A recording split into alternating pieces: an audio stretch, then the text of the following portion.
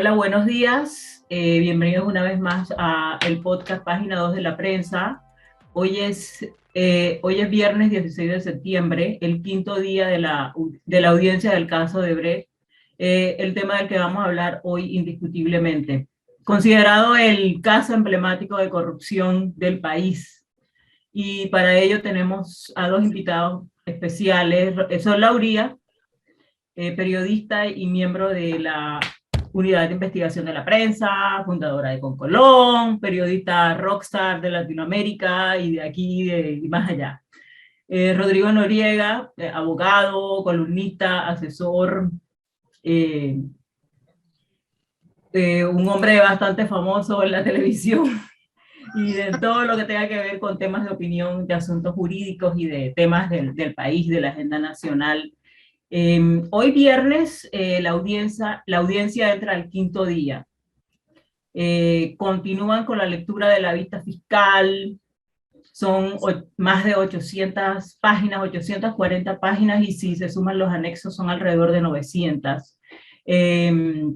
Estamos aquí para desmenuzar qué ha pasado esta semana y para hablar del caso. Empezamos por lo obvio. El lunes, el tan esperado lunes 12 de septiembre. Muchos apostaban que la audiencia no se iba a dar, que venían más recursos.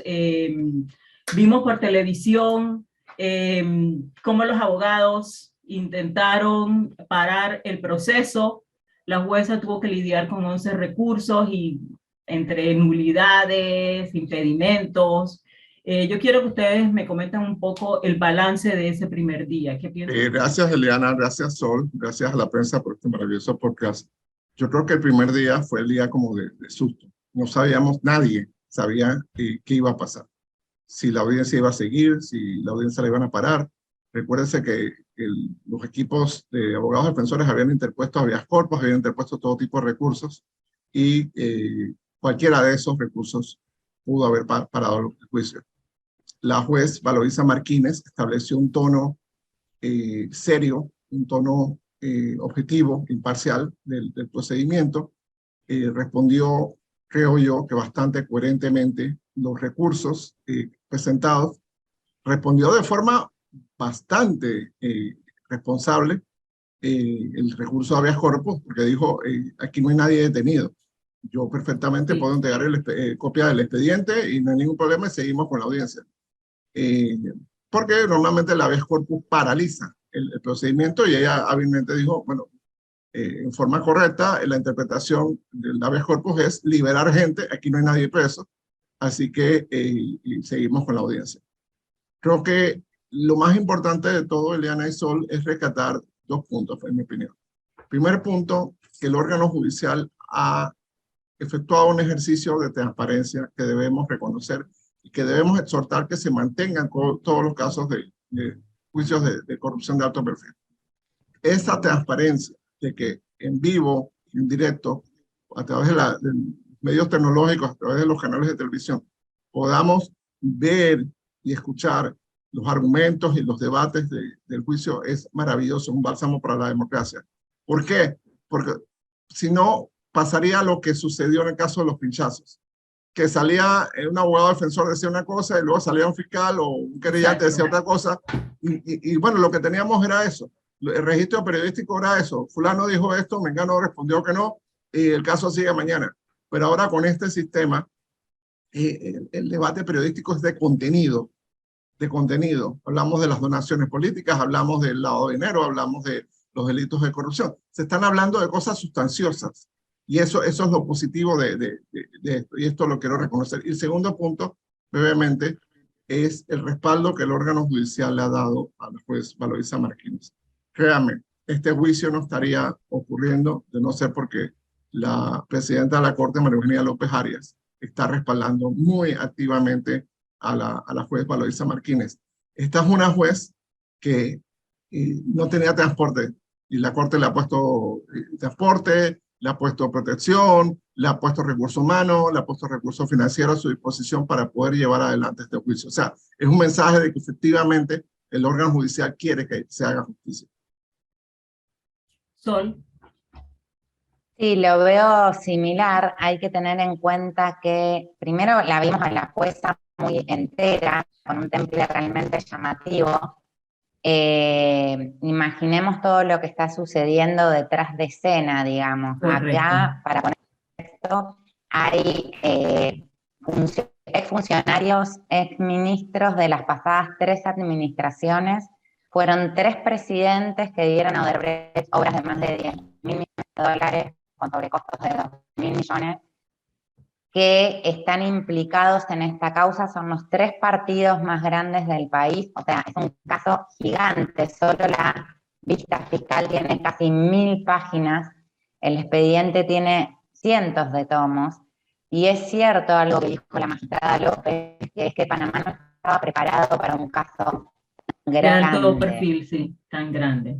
La complejidad y a unos recursos limitados, está sucediendo el juicio y está sucediendo con una jueza que dio buenos síntomas, digamos, de entereza, de dominio de la situación, pero también de firmeza en cuanto a que el procedimiento tiene que llevarse adelante.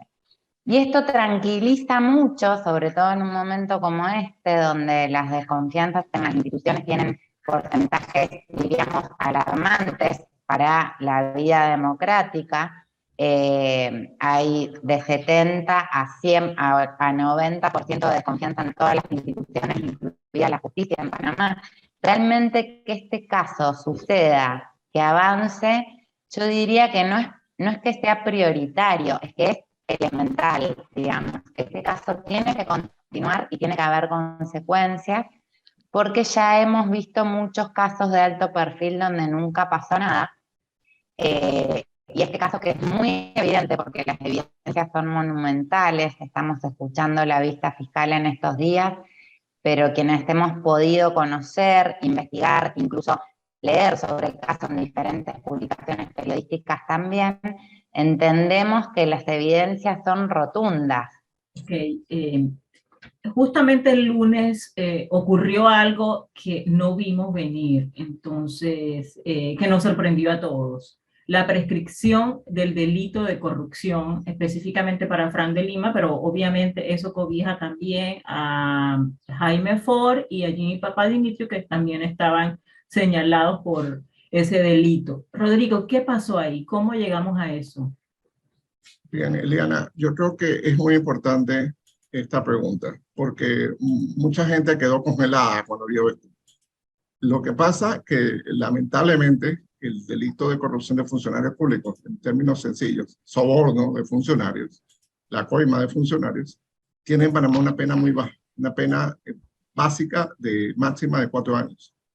Y en el año 2013, este delito tenía una prescripción un poco más alta, el doble de la pena, es decir, 8 años, pero en el año 2013 se le bajó la prescripción a casi todos los delitos de corrupción por una ley propuesta en el gobierno de Ricardo Martinelli, firmada por el propio presidente Martinelli, que le bajó la prescripción a los delitos de corrupción. Esta fue la ley 33 del 2013, la ley 35, perdón, del 2013, que le bajó la prescripción a los delitos de corrupción. Y esas dos cosas combinadas, un delito que tiene bajas penas para el daño que representa y una ley específicamente intencionada para bajarle la prescripción a estos delitos, se combinó y produjo este efecto. Ojo, sí es importante que la audiencia lo sepa. El delito de blanqueo de capitales, que es ahora el delito principal de esta causa, es un delito autónomo. ¿Esto qué significa? Aunque necesita conductas precedentes, o sea, tú lavas dinero sucio, tú no puedes lavar dinero limpio. Para lavar dinero sucio hay que identificar cuál fue la conducta corrupta o ilegal que produjo ese dinero sucio. A pesar de que el delito de corrupción de funcionarios públicos, el soborno, haya prescrito, eso no afecta al delito de blanqueo de capitales. ¿Por qué? Porque es un delito autónomo, es decir, por sí mismo es aplicable. Durante estos 4 días de audiencia también hemos escuchado una y otra vez el nombre Constructora Internacional del Sur, con lo que empezó todo. Esa empresa fue creada en 2006. El Sol, tú has investigado bastante el tema, conoces bastante del sistema societario de Panamá. Háblanos un poco de todo este entramado de sociedades que han salido a relucir con la audiencia y que sirvieron para distribuir los sobornos tanto a locales, tanto a panameños como a, personas en otros países. Bueno, para hacerlo corto, imagínense un hub, ¿no? Vieron que Panamá es el hub de las Américas y vemos los aviones y las conexiones de aviones y de líneas. Bueno, pasa igual con el universo offshore. ¿Qué es el universo offshore? Son jurisdicciones opacas que garantizan el secreto y que no brindan información de los beneficiarios finales, o sea, de los verdaderos dueños de las sociedades. Entonces la gente que quiera hacer transferencias oscuras, ilegales en general en muchos países, lo que hace es abrir sociedades anónimas en Panamá, vincular esa sociedad anónima a cuentas en otras sociedades offshore. Entonces las cuentas bancarias están a nombre de esa sociedad anónima y el verdadero dueño pasa completamente desapercibido. Se han abierto sociedades para el caso Odebrecht, que es gigante, como decía, en todas las jurisdicciones offshore. Panamá, Islas Vírgenes Británicas, Bahamas, en Suiza, en Andorra, se han abierto cuentas bancarias también en todos estos paraísos fiscales. En Panamá tuvo un papel, digamos, predominante para el pago de las coimas de Latinoamérica, fundamentalmente. Cuando empieza a saltar el caso Lava Jato, empezamos todos los periodistas de investigación a investigar en distintos lados y a hablar entre nosotros y a intercambiar información. Porque ¿qué pasaba? Alguien en Perú o en Argentina tenía una información de que un funcionario o un político o un asesor de campaña de ese país había cobrado algo a través de una sociedad de Panamá. Entonces nos escribía y decía, ¿esta sociedad qué onda? ¿De quién es? ¿Quién la abrió? Eso pasó con Constructora Internacional de Sur. Viajan Romina Mella y Gustavo Gorriti, que son dos periodistas de investigación de Perú.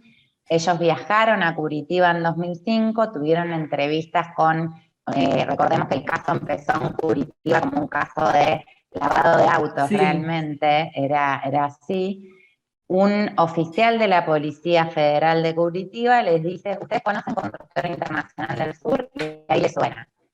Ellos lo buscaron, encontraron que estaba en Panamá, llamaron a Rolando Rodríguez, Rolando viajó con Yolanda Sandoval a Lima y encontraron un montón de datos de esta constructora.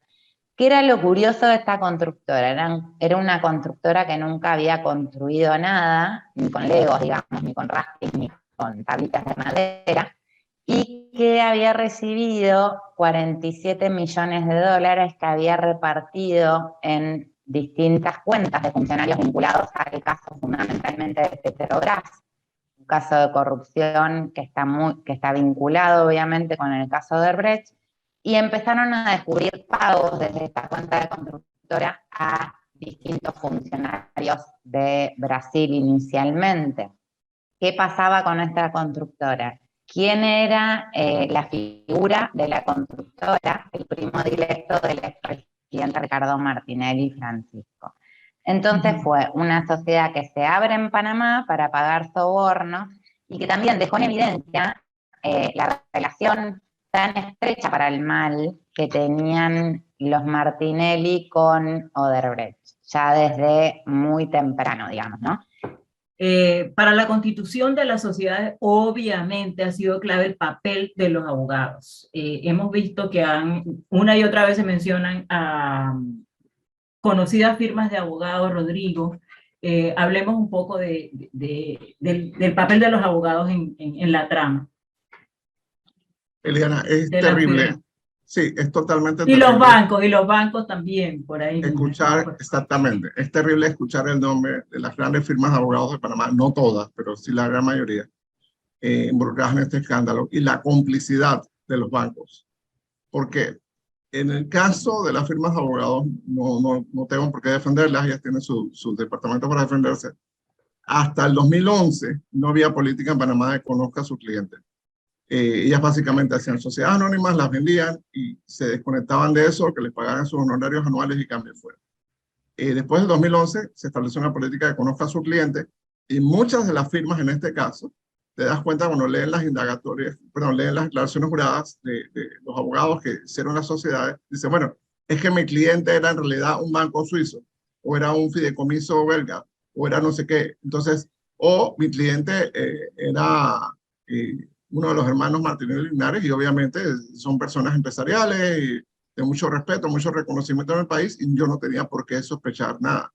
Segundo, en el caso de los bancos es imperdonable porque tenían todas las normas de blanqueo de capitales encima y muchos banqueros se hicieron de la vista gorda. Pero debo hacer un llamado de atención.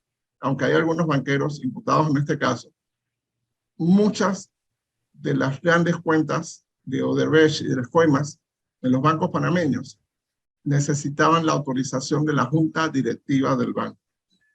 Si tú abres una cuenta en un banco panameño, digamos, con $50, bueno, eso te lo puede autorizar un oficial de plataforma. Si abres una cuenta con $50,000, te lo puede autorizar de pronto el gerente de la sucursal con alguna consulta al oficial de cumplimiento y algunos papeles más. Pero una cuenta en la que tú mueves 45, 50, 60 millones de dólares, tú necesitas el visto bueno de la junta directiva. Y yo creo que los bancos son los grandes culpables de esta historia que sí van a salir impunes, porque salieron con pequeñas multas, algunos llamados de atención, un cierto daño reputacional, pero realmente se demostró la vulnerabilidad del centro bancario panameño y definitivamente la certeza, el fundamento de la crítica internacional a que Panamá realmente tiene leyes, pero no se cumplen y no hay sanciones por no cumplirlas. El tema de los bancos y el expediente, la vista fiscal y todo lo que se ha revelado durante esta semana ha pegado mucho en la sociedad, en la opinión pública, porque incluso algunos comparan, yo voy a abrir una cuenta y me ponen 1000 trabas, en cambio mira para todo lo que se prestaron, para esta corrupción, para este entramado. Entonces siento que hasta el momento ha sido como una de las cosas que más ha pegado, que más ha indignado a la ciudadanía en general. No sé ustedes qué piensan de eso. Y todo el papel de la opinión pública, porque hay como, está el juicio que estamos viendo por televisión, que está en la corte, y hay como ese juicio paralelo, que es el de la ciudadanía, que lo está viendo desde sus casas. Yo creo que hay varios juicios, Eliana, como tú bien has dicho. Hay un juicio jurídico, que es el que está ocurriendo en el Palacio Gil Ponce, donde está la Corte de Suprema Justicia, está el juzgado tercero. Hay un juicio de la opinión pública, del cual nosotros formamos parte, pero hay un tercer juicio, que es el juicio político, que es el juicio de los grandes actores políticos panameños, los partidos políticos y demás, y otros actores empresariales que los financian, que tienen que tomar decisiones con respecto a este caso. A ver la apuesta de que, bueno, algunos dirán, de aquí al 2024 no va a haber un fallo definitivo aquí, así que las cosas siguen como siempre. Otros dirán, bueno, si hay una condena en primera instancia, aunque no haya un fallo definitivo, es una señal muy fuerte de que tenemos que buscar otros candidatos. Y terceros estarán pensando, bueno, si este caso no prospera, va a haber cosas peores para el país, porque podemos enfrentar lista Clinton, podemos enfrentar sanciones de la Unión Europea, podemos enfrentar otras cosas, porque obviamente se hace demasiado evidente que en Panamá hay impunidad y el sistema no deja que funcione la justicia. Mencionaste juicio político y eso indudablemente está ligado a todas esas donaciones que aportó Odebrecht a los distintos partidos y candidatos. Sol, no sé si quieres hablar de eso. Sí, bueno, a ver, Odebrecht en este momento hay que remontarse a 2006, cuando Martín Torrijos le da la primera obra, que era un sistema de riego, que era un gran Remigio Rojas, sí. Que fue un gran anticipo de lo que iba a venir después, porque esa obra terminó costando casi 11 millones más del precio que se licitó. La mayoría de los contratos de obras de Odebrecht tuvieron sobrecostos llamativos, notorios. Hay que remontarse a algo en relación a esto que se dice de el juicio, la impunidad y la indignación que está teniendo la gente con las noticias que van saliendo. Que es que en todo ese tiempo, en todo ese periodo, durante toda la presidencia de Martinelli, incluso hasta que empiezan a saltar las primeras noticias del caso de Odebrecht en Brasil, Odebrecht era Dios. Odebrecht era, todos querían a Odebrecht. O sea, Total.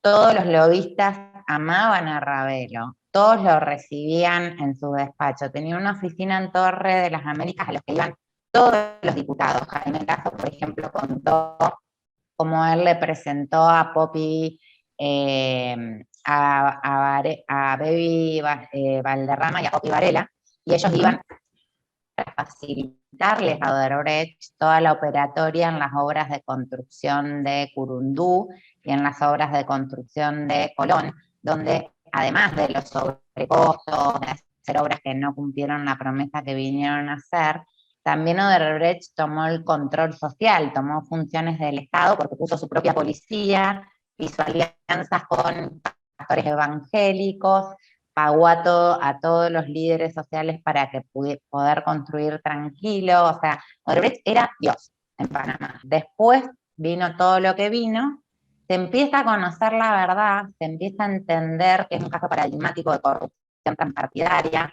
pero no solamente de corrupción política, sino también de cómo la sociedad participa de estos mecanismos sin querer o queriendo, o de la manera que sea, endiosando una empresa que es era ya en ese momento y se veía venir muy cuestionada, que estaba haciendo obras como la cinta costera 3, que había sido licitada por un túnel bajo nivel y terminó siendo lo que vemos hoy todos los días como para recordarnos todos los días lo que significa la 800 millones de dólares.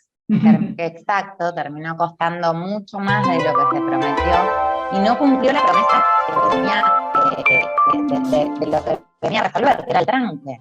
Decían, con esto se acaba el tranque, el Chorrillo va a prosperar y va a ser mágico y qué sé yo, y no pasó eso. Antes de cerrar esta edición, nos gustaría, Rodrigo, que nos explicara, luego de la lectura de la vista fiscal, hoy es el cuarto día de lectura de vista fiscal, de lectura de la vista fiscal, que siguen el sustento de la teoría por parte de la fiscal o cómo funciona esta dinámica dentro de la audiencia. Ok, una vez terminada la vista fiscal, la lectura de la vista fiscal, incluyendo los anexos, los complicados anexos, el Ministerio Público hace un relato sintético, hace una síntesis y va a tratar de vincular, no sé cómo lo va a manejar en un espacio de tiempo limitado, pero va a tratar de vincular a todas las personas que están imputadas.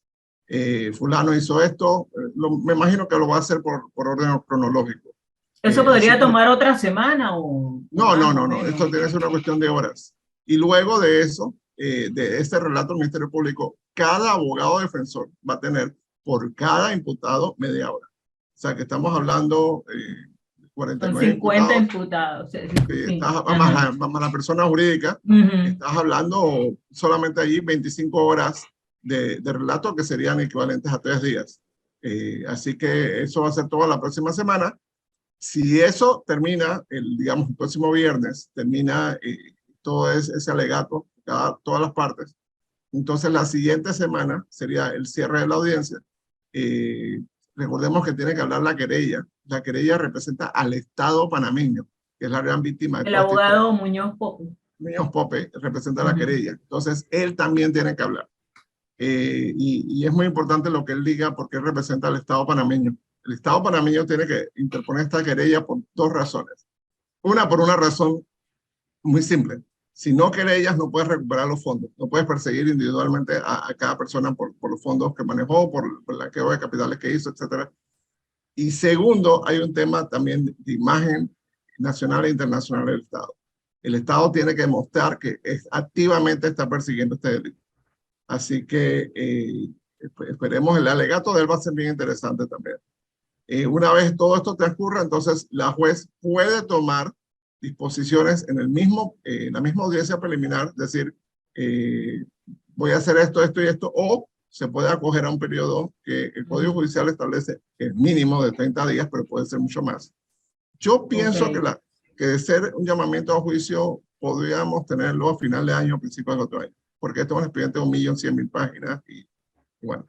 Bueno, muchísimas gracias por esta mañana. Gracias por la participación y gracias por la paciencia, Miguel. Esperamos vernos en otro podcast para seguir desmenuzando lo que está pasando con la audiencia del caso emblemático de corrupción de Panamá.